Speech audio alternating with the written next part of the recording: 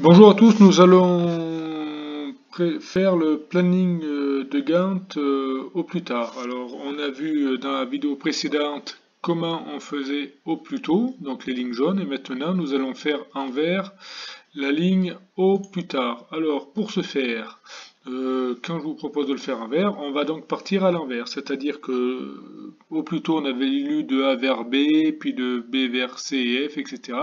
Et là on va partir à l'envers. Ce qu'on veut savoir c'est quand est-ce qu'on peut commencer au plus tard les tâches sans retarder la durée totale du travail à réaliser.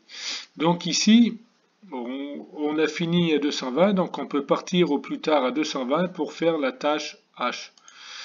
Pour ensuite aller à tâche H.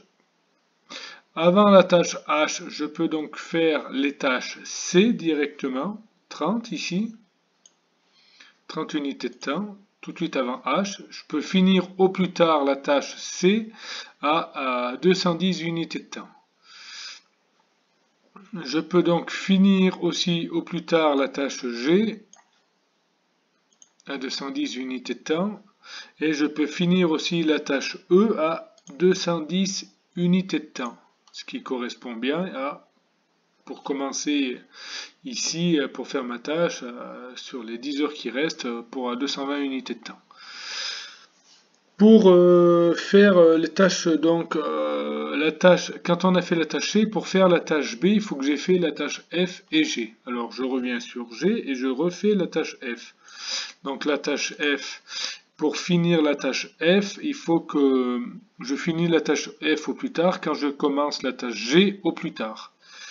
Maintenant, pour faire la tâche B, ben, contrairement à lorsqu'on faisait au temps plus tôt, on va donc prendre le délai le plus à gauche, c'est-à-dire que pour faire la tâche B, il faudra que, pour pas retarder le chantier, il faut que je commence au plus tard la tâche F ici à la 130e unité de temps. Je vais donc ici faire ma tâche B. Pour la tâche A, on voit qu'elle se rejoint avec aussi la tâche D, donc je suis obligé d'attendre. Je reviens donc ici au niveau de la tâche E que j'avais mis ici pour faire la tâche D qui dure que 10 unités de temps. Et maintenant pour faire la tâche A, comme je vous l'ai dit précédemment, il faut donc que je prenne le temps ici le plus à gauche.